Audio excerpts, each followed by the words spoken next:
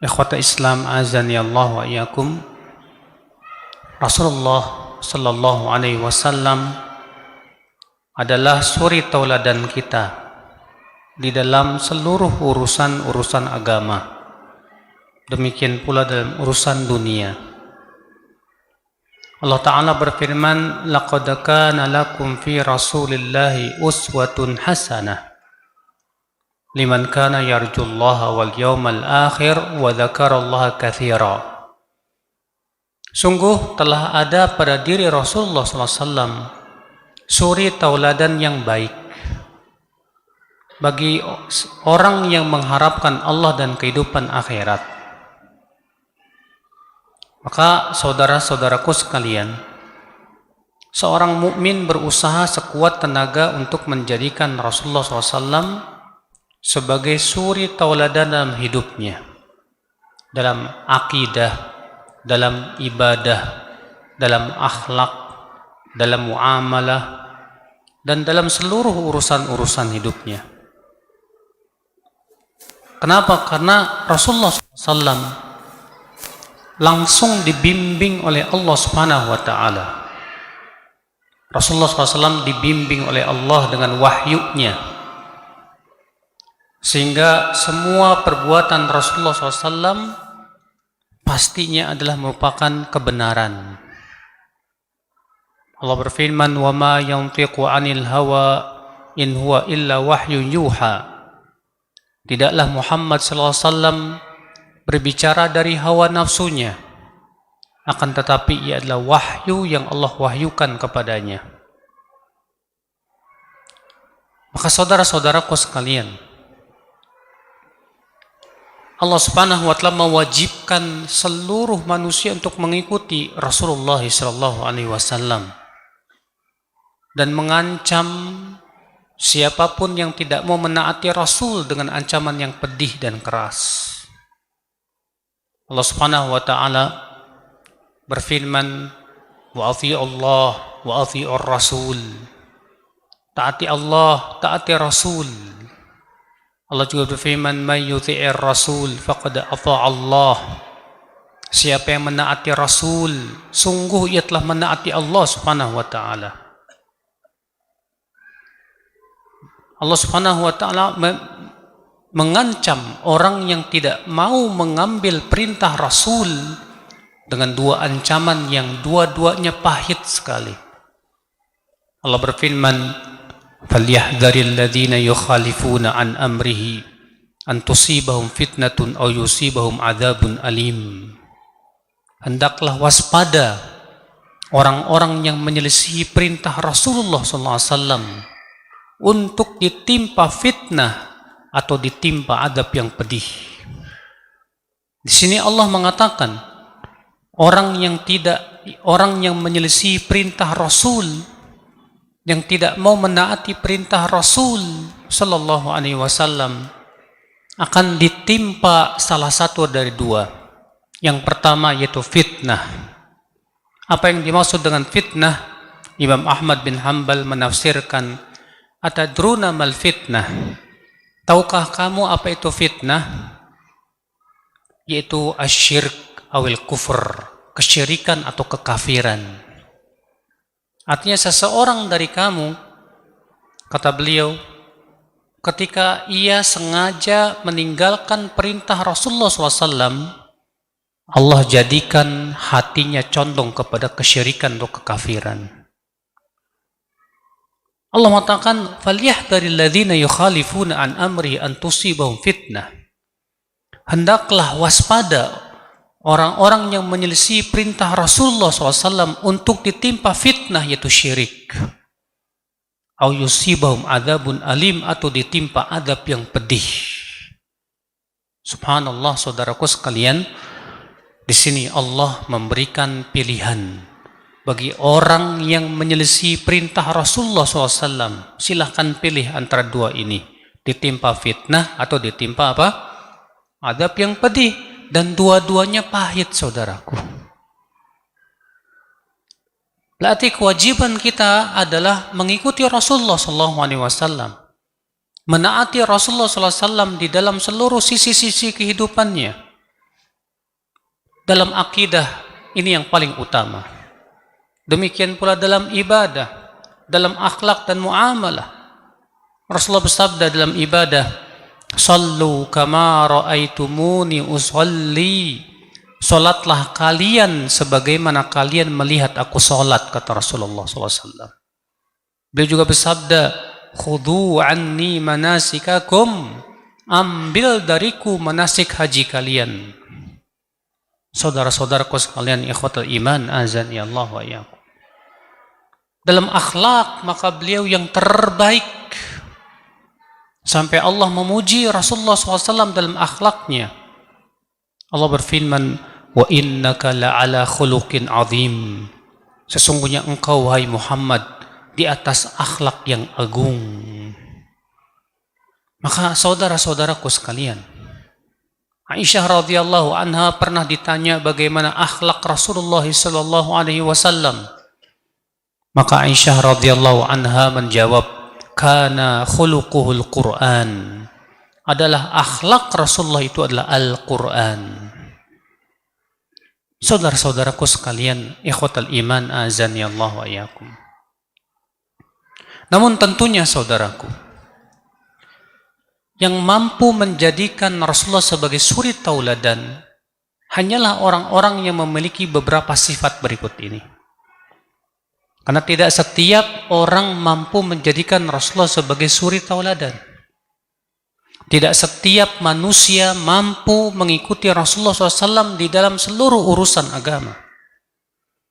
Allah mengatakan, "Laqad kana lakum fi Rasulillahi uswatun hasanah liman kana yarjullaha wal yawmal akhir wa dzakarallaha katsira."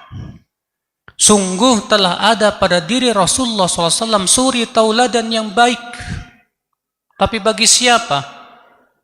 Allah mengatakan, liman kana yarjullaha wal yawmal akhir, bagi orang yang mengharapkan Allah dan kehidupan akhirat. Wa dzakarallaha katsira, dan ia banyak berzikir kepada Allah Subhanahu wa taala. Di sini Allah menyebutkan bahwa orang yang mampu menjadikan Rasulullah sebagai suri tauladan hidupnya itu orang yang mengharapkan Allah dan kehidupan akhirat, saudara. Adapun orang yang mengharapkan dunia, orang yang menginginkan dunia, sulit menjadikan Rasulullah sebagai suri tauladan. Karena perintah-perintah Rasul seringkali tidak menguntungkan dunia kita.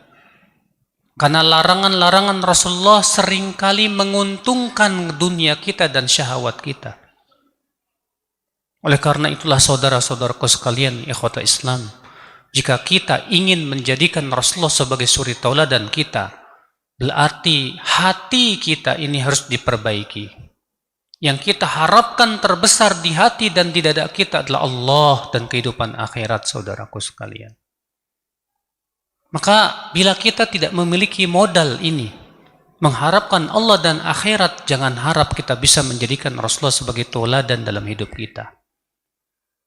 Saudara-saudaraku seiman, azani Allah wa iyyakum. Mengikuti Rasulullah salawatullahi alaihi wasallamu harus bersifat kafah, harus bersifat keseluruhan, jangan sebagian-sebagian. Saya ingin mengikuti Rasulullah dalam akidahnya saja, ibadahnya enggak mau, tidak bisa.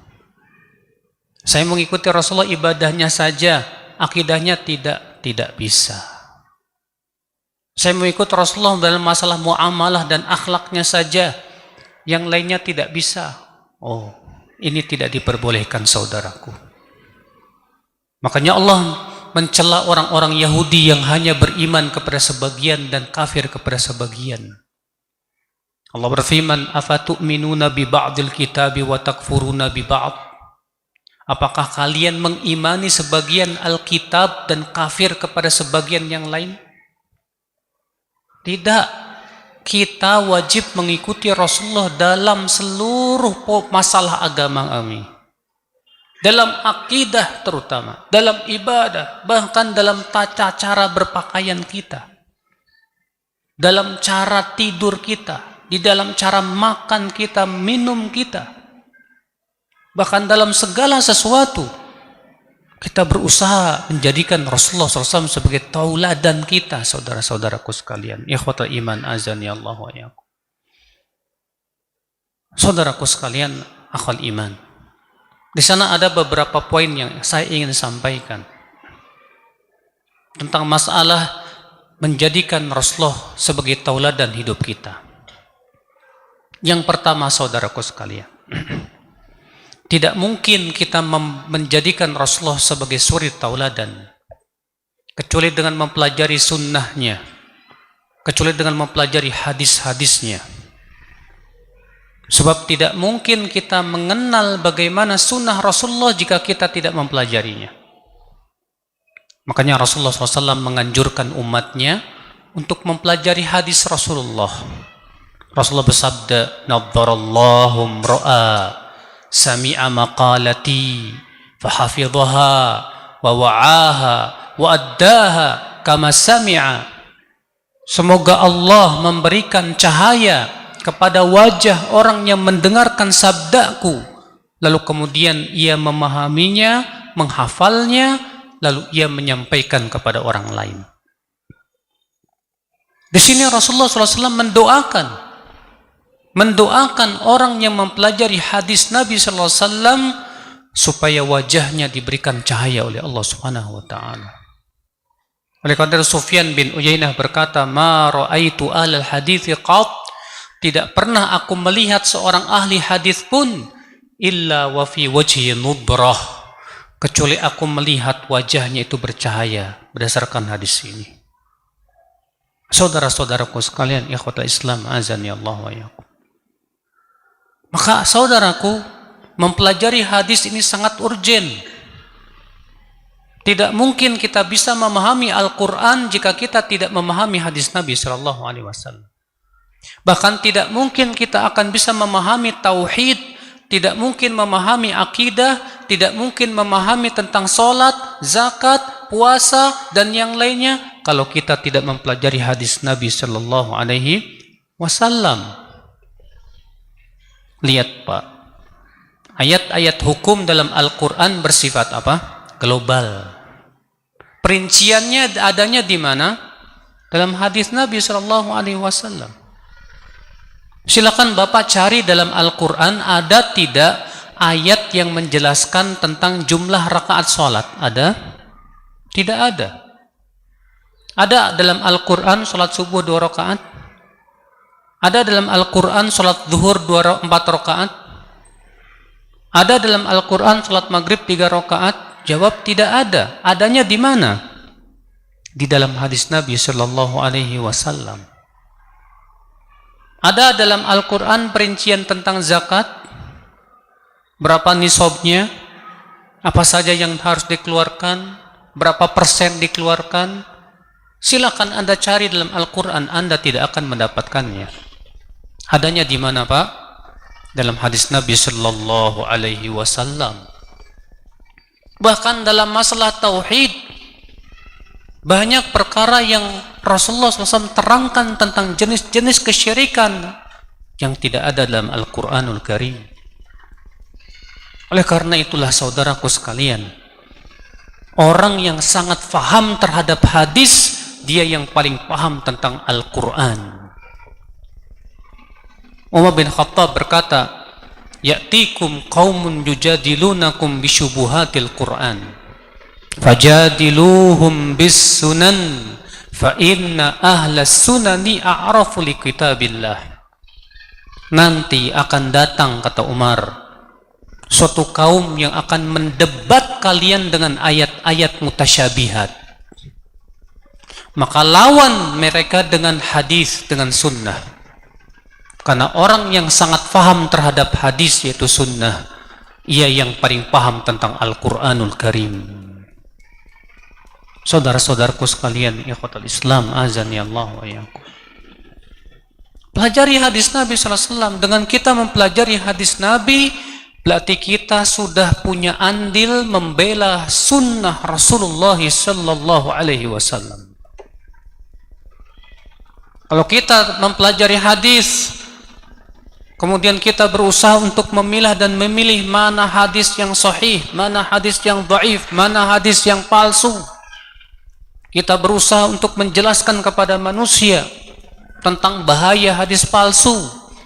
Berarti kita sudah andil dalam membela agama ini, membela sunnah Rasulullah sallallahu alaihi wasallam, dan membela sunnah itu lebih agung daripada berjihad dengan pedang dan panah. Berkata Yahya bin Yahya At-Tamimi, guru daripada Imam Ahmad bin guru Imam Bukhari, ad-difa'u anis sunnah ahabbu ilayya min ad-darb bisayfi sabilillah. Membela sunnah lebih aku sukai daripada berperang dengan pedang dan panah. Kenapa? Karena sunnah ini dasar Islam. Hadis ini dasar Islam. Maka kalau sunnah ini kita sia-siakan, Islam akan hancur, Pak. Tapi kalau kita pelajari, kita bahas, kita betul-betul perdalam, berarti kita sedang membela modal Islam, dasar Islam. Maka dengan itulah Islam akan tegak, ya akhal Islam azan ya Allah ya. Oleh karena itulah saudaraku sekalian, Allah Subhanahu wa taala menjamin bahwa orang-orang yang senantiasa mempelajari Al-Qur'an dan hadis, dia akan jauh dari kekafiran insyaallah. Allah berfirman, wa kaifa takfuruna wa antum tutla alaikum ayatullahi wa fiikum rasuluh wa may ya'tasim billahi faqad hudiya ila siratim mustaqim. Bagaimana kalian akan kafir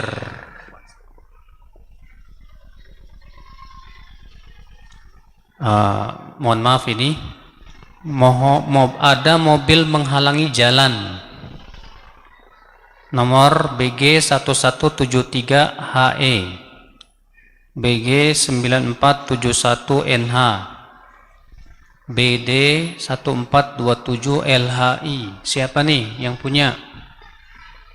Antum zolim wallah. Yang nyimpen mobil ngalangin jalan tuh orang zolim, Pak. Dan zolim itu dosa. Masa antum datang ke sini pulang-pulang bawa dosa? Ya, sekali lagi, yang punya mobil BG 1173HE, BG 9471NH, BD 1427LHI, mohon mobilnya diangkat. Dipindahin ya. Kalau diangkat nggak kuat, Mas. Sampai mana tadi?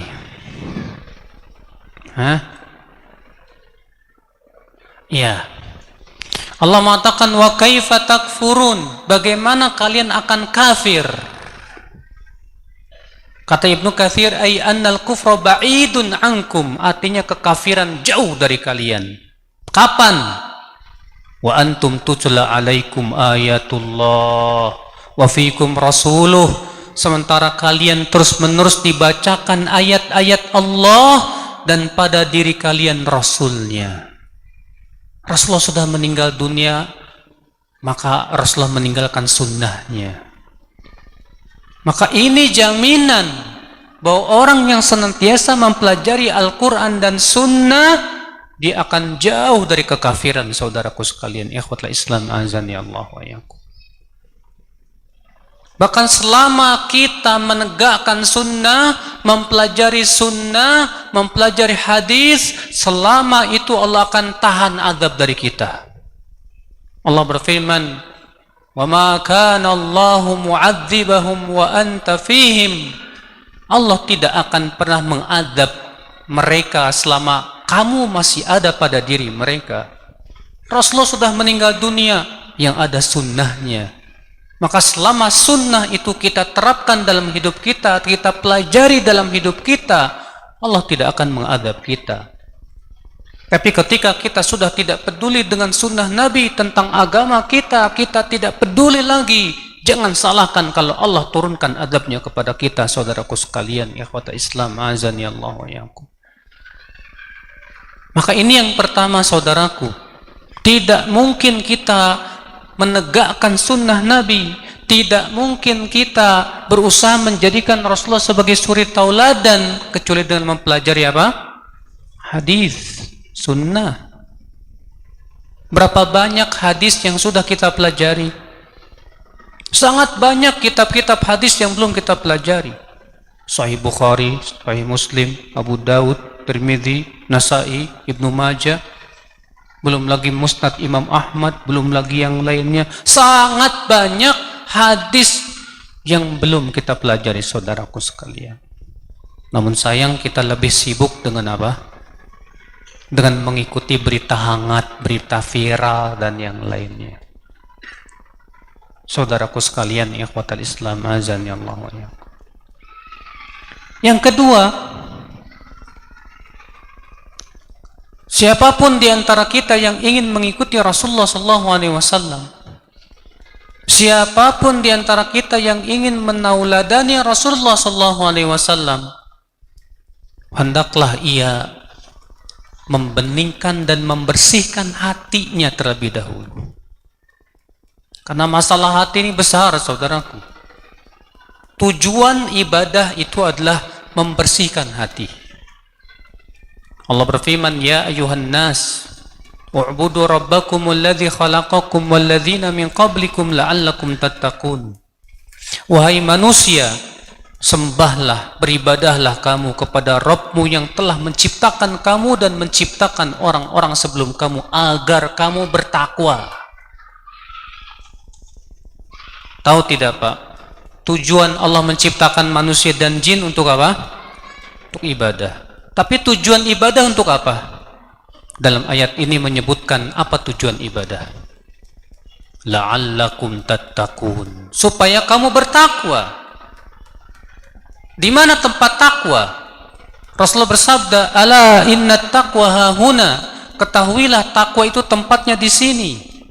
Di dada, di jantung kita, di hati kita. Berarti tujuan ibadah untuk memperbaiki hati, saudaraku sekalian.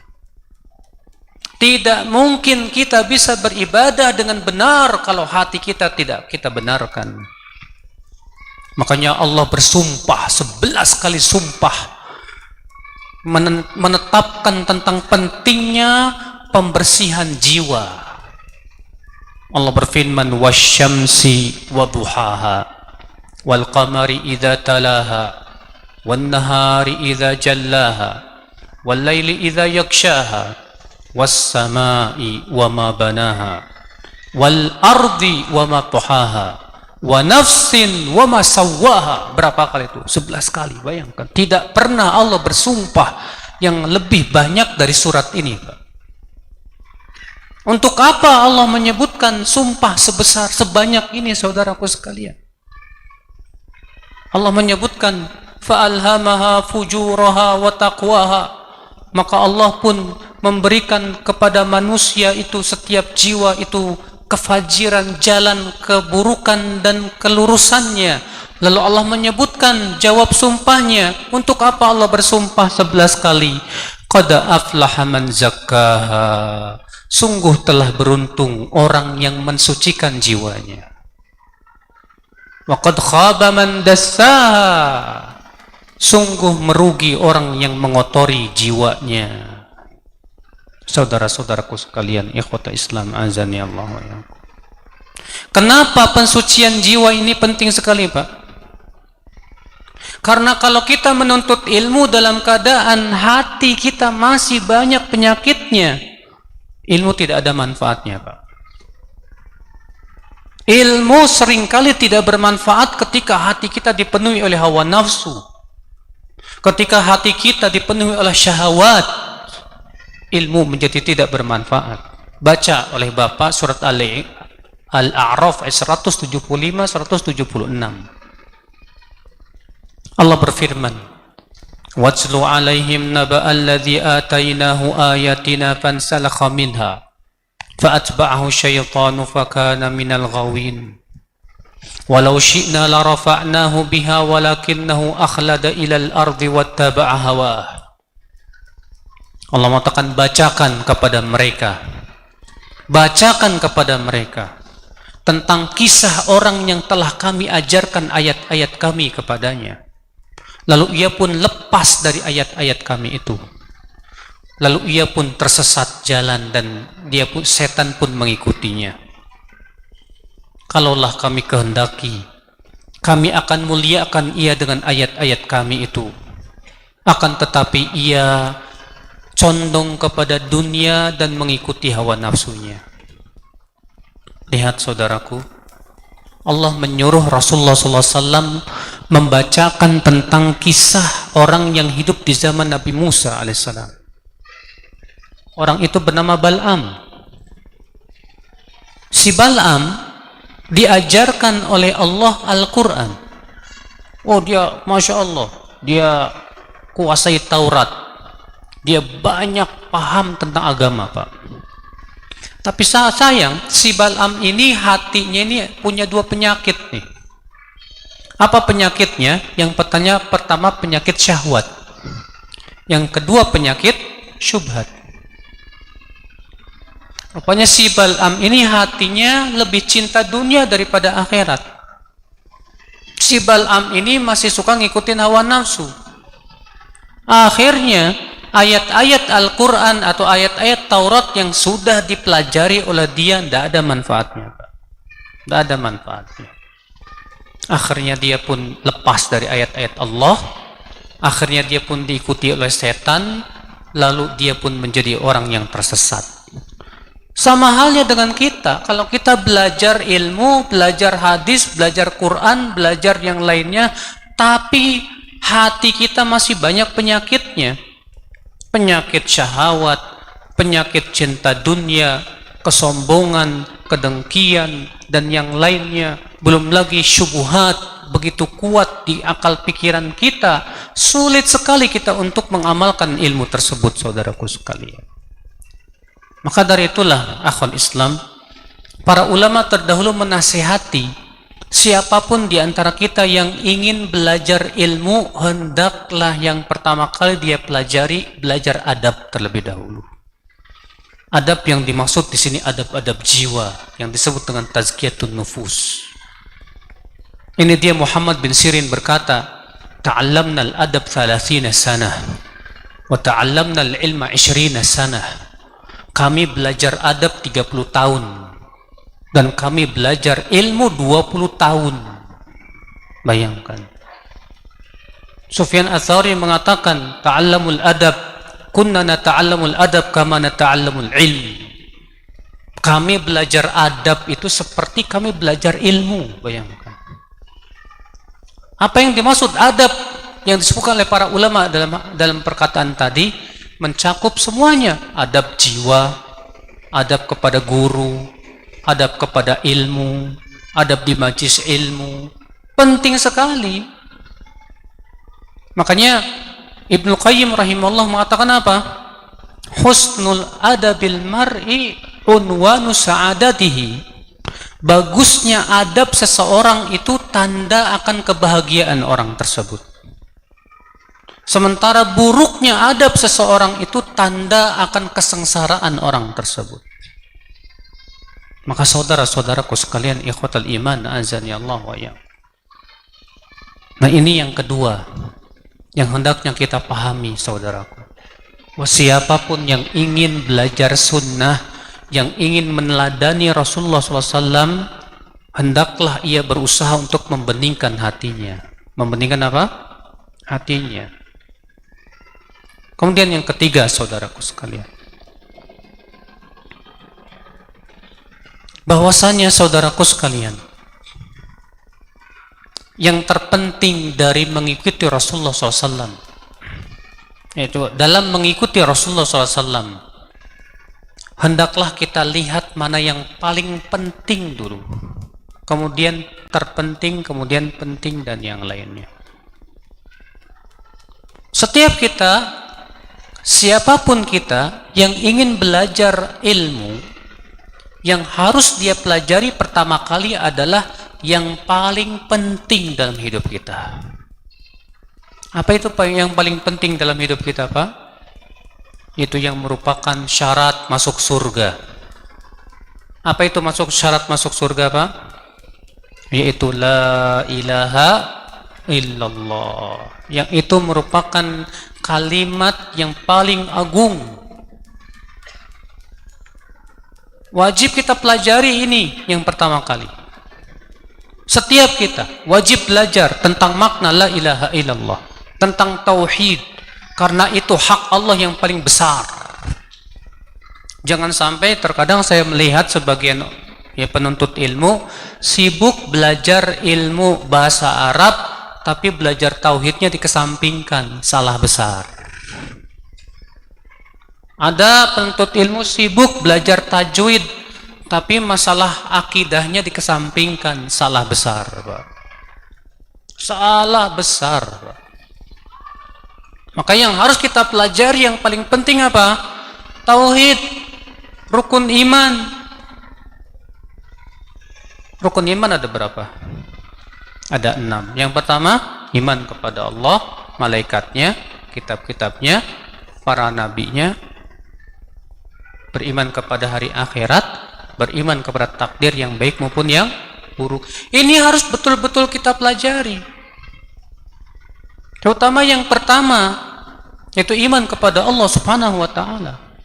Demikian pula rukun iman yang lainnya wajib kita pelajari terlebih dahulu. Itu yang paling penting, saudaraku. Makanya Ibnu Abdul Bar dalam kitab Jami' Bayanil Ilmi wa Fadlih mengatakan bahwa ilmu yang wajib dipelajari setiap muslim adalah setiap ilmu yang dengan ilmu itu menjadi luruslah keimanan kita. Wajib kita pelajari, saudaraku sekalian. Iya. Akhwal Islam, azani Allah wa iyyakum. Ada orang sibuk belajar akhlak, tapi belajar akidah tauhidnya ditinggalkan. Ada orang sibuk bahas fikih saja, tapi masalah akidah dan tauhidnya kurang porsinya. Ini kurang bagus tentunya. Maka yang paling penting kita pelajari ini dulu, Pak. Pahami itu dulu. Karena kalau tauhid kita benar, insya Allah, Pak, itu merupakan kekuatan yang dahsyat dalam kehidupan kita. Tanpa tauhid, amal kita tidak akan diterima oleh Allah Subhanahu wa taala. Tanpa tauhid, percuma.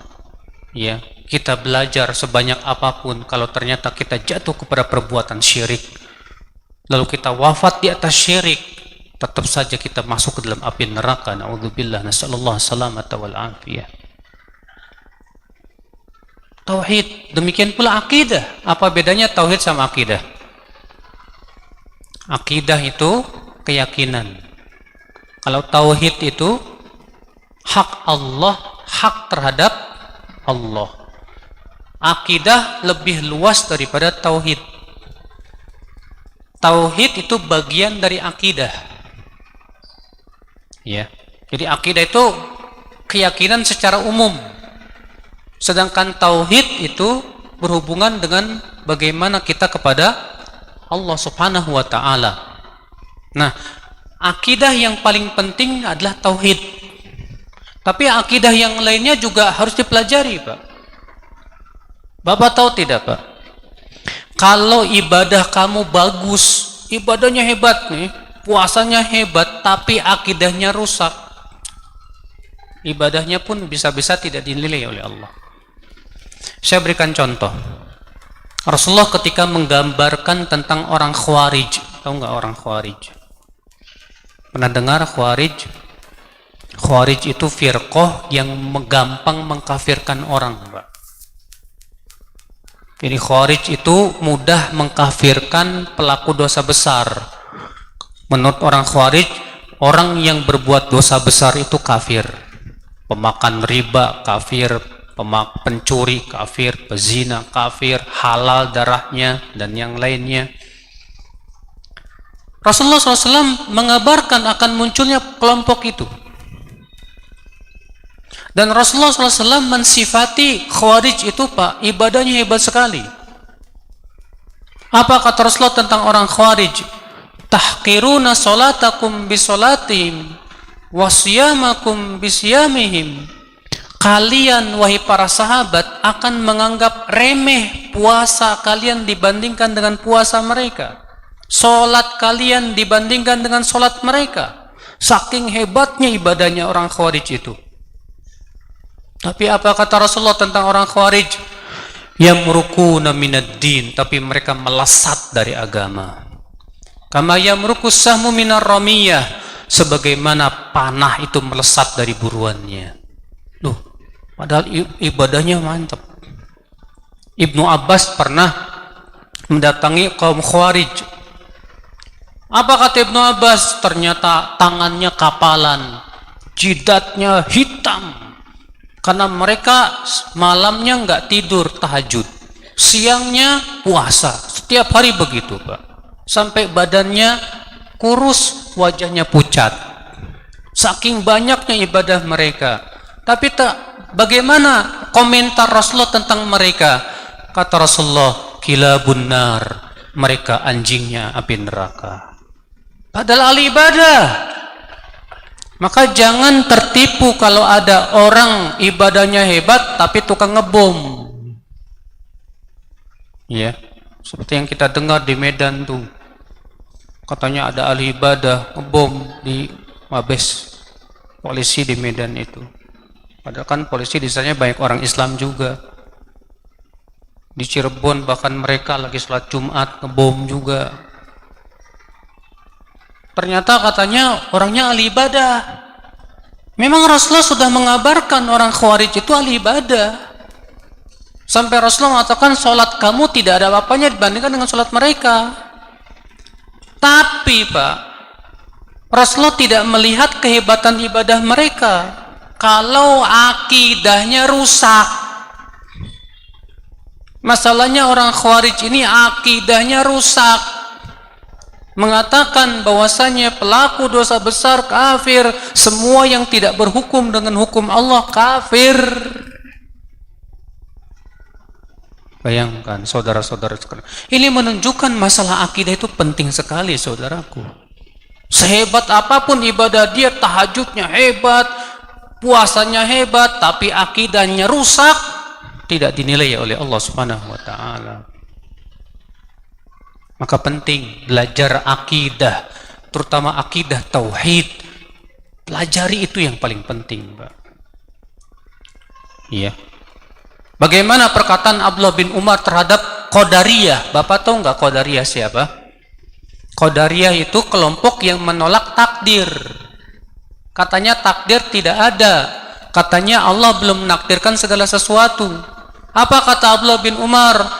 Walladzi nafsu ibnu Umar biyadih la yaqbalullahu minhum amal hatta yu'minu bil qadar.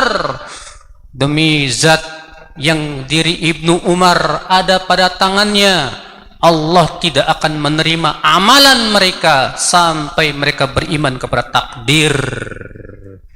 Artinya orang yang nggak beriman kepada takdir itu amalannya percuma, Pak, ditolak oleh Allah Subhanahu wa taala. Iman kepada takdir akidah bukan? Akidah. Kalau Bapak beriman kepada malaikat tapi keimanannya salah, seperti orang-orang musyrikin Quraisy. Orang musyrikin Quraisy itu beriman kepada malaikat, tapi apa kata orang musyrikin Quraisy? Malaikat itu anak-anak perempuannya Allah. Iya. Ucapan ini dimurkai oleh Allah Subhanahu wa taala. Ucapan ini tidak layak bagi Allah Subhanahu wa taala. Iya. Maka Allah Subhanahu wa taala membantah perkataan mereka itu, asyahidu khalqahum satuktabu syahadatuhum wa yus'alun. Apakah mereka menyaksikan penciptaan malaikat? Sungguh pernyataan mereka akan dicatat dan akan ditanya oleh Allah nanti pada hari kiamat. Makanya keyakinan atau akidah itu penting, saudara. Berarti yang harus kita pelajari dari ilmu adalah akidah dulu, terutama akidah tauhid. Karena akidah tauhid ini hak Allah yang terbesar. Pernah suatu ketika Rasulullah SAW membonceng Mu'adz di atas keledainya. Kemudian Rasulullah memanggil Mu'adz, ya Mu'adz. Kata Mu'adz, labbaika wa sa'daika ya Rasulullah. Kemudian Rasulullah berjalan lagi. Dipanggil lagi Mu'adz, labbaika wa sa'daika ya Rasulullah. Rasulullah berjalan lagi. Ya Mu'adz. Mu'adz berkata, labbaika wa sa'daika ya Rasulullah. Kemudian Rasulullah bersabda, atadri ma haqqullahi 'alal ibad wa haqqul ibadi 'ala Allah. Tahukah kamu hai Mu'adz, apa hak Allah yang terbesar atas hamba-hambanya dan apa hak hamba atas Allah Subhanahu wa taala? Apa kata Mu'adz bin Jabal? Allah wa rasuluhu a'lam. Allah dan Rasulnya lebih tahu. Maka Rasulullah bersabda, haqqullahi 'alal ibad an ya'buduhu wa la yusyriku bihi syai'a wa haqqul ibadi 'ala Allah an la yu'adzib man la yusyrik bihi syai'a. Hak Allah atas hamba-hambanya yaitu hendaklah mereka beribadah kepada Allah saja dan tidak mempersekutukan Allah sedikit pun juga. Dan hak hamba atas Allah, Allah tidak akan mengadab orang yang tidak mempersekutukan Allah sedikit pun juga. Maka saudara-saudaraku sekalian, pahami apa itu la ilaha illallah, apa rukun la ilaha illallah, apa syarat-syarat la ilaha illallah, apa pembatal-pembatal la ilaha illallah. Pahami. Pelajari syirik, apa itu syirik? Demi Allah Pak, kalau seseorang wafat di atas syirik, Allah tidak akan pernah ampuni dosanya. Allah berfirman, innallaha la yaghfiru an yushraka bih wa yaghfiru ma duna dzalika liman yasha. Sesungguhnya Allah tidak mengampuni dosa syirik dan mengampuni dosa yang lebih rendah dari apa? Syirik. Maka ini penting saudara-saudaraku sekalian. Maka ya akhi, ini poin yang ketiga, bahwa di dalam menuntut ilmu sunnah benar dulu. Gak nanti kamu gak perlu sholat dulu deh, yang penting tauhidnya benar dulu. Gak bisa. Tauhid harus benar, sholat juga harus benar. Iya. Makanya Abu Sufyan ketika masih kafirnya, ya, ketika mendatangi Heraklius, ditanya oleh Heraklius kepada Abu Sufyan yang saat itu masih kafir, "Madza ya'muru hadzal nabi?" Apa yang diperintahkan oleh nabi itu? Kata Abu Sufyan, "Yaqul u'budullah wa la tusyriku bi syai'a wa ya'muruna bis salati was sidqi was silah." Nabi itu berkata, "Sembahlah Allah, jangan sekutukan Allah sedikit pun juga." Dan Nabi itu memerintahkan kami salat, memerintahkan kami untuk jujur, memerintahkan kami untuk menyambung silaturahim. Maka saudara-saudaraku sekalian, di Mekah Rasul berdakwah pada tauhid, tapi juga Rasulullah mengajarkan salat, mengajarkan tentang silaturahim, mengajarkan tentang akhlak yang baik. Maka saudara-saudaraku sekalian, ikhwatal iman, a'azani Allah wa iyyakum. Jadi ini ya,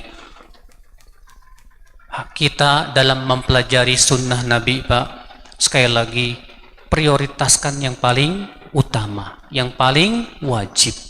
Betul-betul kita pelajari itu. Dan ingat saudaraku, tauhid itu bukan sebatas pengetahuan. Akidah tauhid itu adalah aplikasi dalam kehidupan. Banyak ikhwan 10 tahun belajar kitab tauhid, tapi pas dia usahanya mau mulai kolab tuh Pak, mulai ketakutan, tawakal sama Allahnya hilang. Padahal udah belajar tauhid 10 tahun. Ada orang belajar tauhid 10 tahun Pak, Masya Allah. Ternyata Pak, ya, masih ada tatoyur di hatinya. Takut jangan-jangan nanti gini, nanti gitu. Bahkan saya melihat ada ikhwan Pak, udah jenggotnya itu mungkin cukup 4.000 hadis Pak. udah hebat dah. Ngajinya udah saya tahu dari semenjak saya dulu lulus kuliah Madinah, dia udah ngaji tahun 2001. Tapi paling takut dia naik pesawat. Takut saya Ustaz. Kenapa? Takut jatuh. Lah yang namanya mati sudah tentuin sama Allah. Kamu berangkat pakai mobil, kalau Allah takdirkan mati ya mati. Kenapa harus takut mati? Naik pesawat bismillah aja. Kalaupun pesawatnya jatuh Allah takdirkan gak mati, gak bakalan mati kamu. Kalau kamu berangkatnya naik mobil, tahu-tahu Allah tentukan kamu meninggal, ya meninggal juga. Mendingan naik pesawat ketakutan lalu kita zikir daripada naik mobil kita lupa sama Allah. Ya.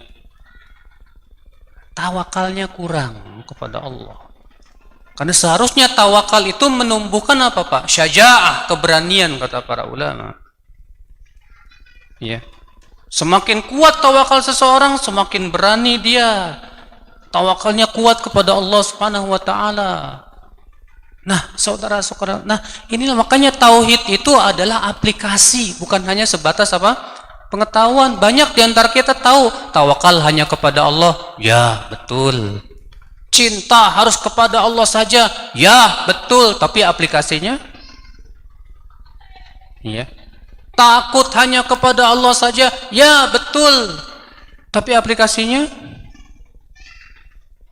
Berharap hanya kepada Allah saja. Betul, udah dipelajari. Aplikasinya? Saat sendirian nggak ada orang yang tahu. Nonton film porno.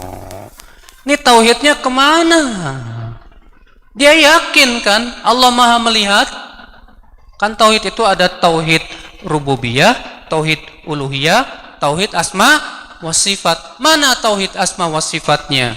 Dia yakin Allah melihatnya, mengawasinya. Tapi kalau lagi sendirian, gak takut sama Allah. Ternyata dia lebih takut ketahuan manusia daripada ketahuan Allah Subhanahu wa taala. Mana tauhidnya kalau seperti itu ya akhul Islam? Makanya tauhid itu Pak, bukan sebatas pengetahuan. Oh ini syirik. Enggak. Yang terpenting aplikasi dalam kehidupan. Ya. Orang yang mentauhidkan Allah mau bicara kasar, Allah akan mencatat dan Allah Maha tahu, tak berani. Orang yang mentauhidkan Allah Subhanahu wa taala yang kuat tauhidnya, otomatis akhlaknya baik. Otomatis akhlaknya baik. Maka kalau ada orang yang akhlaknya buruk, itu menunjukkan ada kekurangan tauhid dalam hidupnya. Kalau ada orang ibadahnya nggak pernah khusyuk, sholat nggak bisa khusyuk, itu akibat rasa takut kepada Allahnya kurang. Kurang dia membesarkan Allah dan mengagungkan Allah. Sebab kalau dia mengagungkan Allah dengan sebesar-besar pengagungan, dia akan khusyuk di hadapan Allah di saat dia sholat.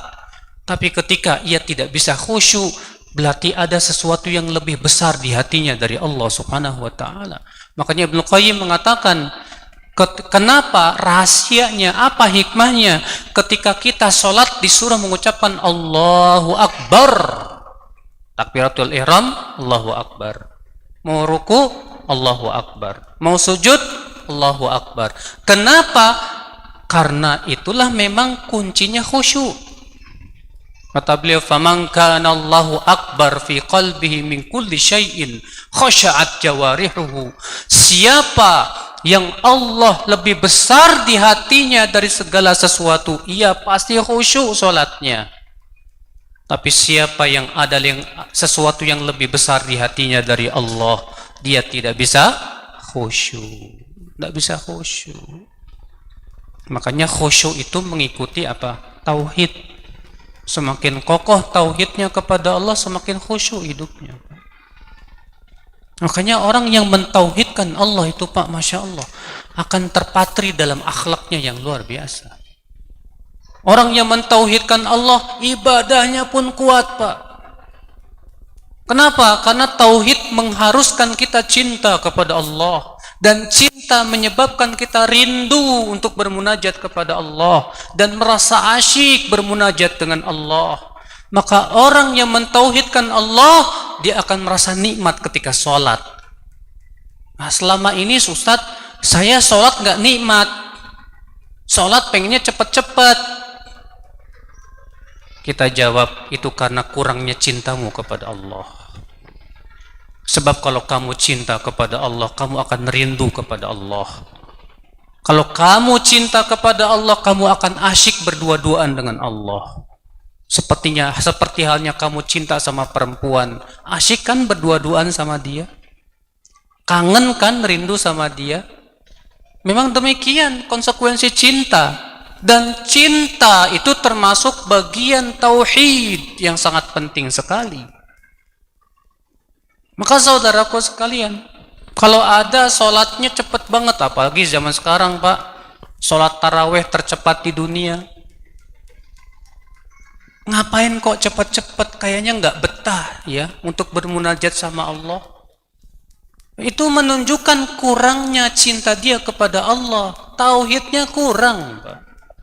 Sebab kalau dia mencintai Allah, dia mengharapkan pahala yang besar dari Allah, dia akan merasa asyik bermunajat dengan Allah Subhanahu wa taala. Sebagaimana dahulu Rasulullah, orang yang paling mencintai Allah, orang yang paling khusyuk salatnya.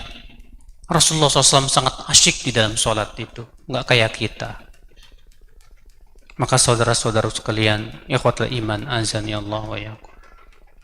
Siapapun yang ingin menjadikan Rasulullah sebagai suri tauladan, kokohkan tauhid dia kepada Allah. Insya Allah dia akan menjadikan Rasulullah sebagai tauladan hidupnya. Semoga yang saya sampaikan bermanfaat.